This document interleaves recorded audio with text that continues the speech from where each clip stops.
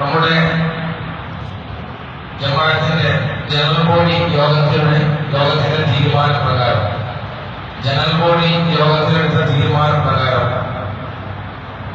മഹലിനെ ധിക്കരിച്ചുകൊണ്ട് മകളുടെ നിക്കാഹ് ചെയ്ത ഇബ്രാഹിം ബാക്കറി സന്നോഫ് അബ്ദുൽ മുസ്ലിയാർ എന്നിവരെ മഹലിൽ നിന്ന് അംഗത്വം ഒഴിവാക്കി എന്ന് ജനറൽ ബോഡി മെമ്പർമാരെ നമ്മുടെ ജമാഅത്തിന്റെ മെമ്പർമാരെ അറിയിക്കുകയാണ്. അതായത് നമ്മുടെ ജമാഅത്തിന്റെ ജനറൽ ബോഡിയിൽ ഒരു തീരുമാനം ഉണ്ടായിരുന്നു. നിക്കാഹ് കഴിക്കേണ്ടത് മഹലിന്റെ ഖത്തീബാണ്.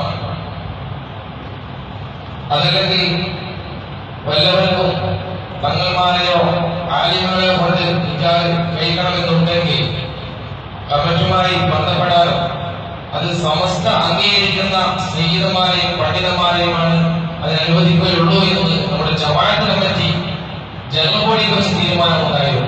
ആ തീരുമാനപ്രകാരം മഹലിനെ ധിക്കരിച്ച് മകളുടെ നിക്കാഹ് ചെയ്ത ഇബ്രാഹിം ബാക്കറിയെ മഹലിന്റെ അംഗത്തിൽ നിന്ന് പുറത്താക്കിയിരിക്കുന്നു എന്ന് നിങ്ങളെ അറിയിക്കുകയാണ്.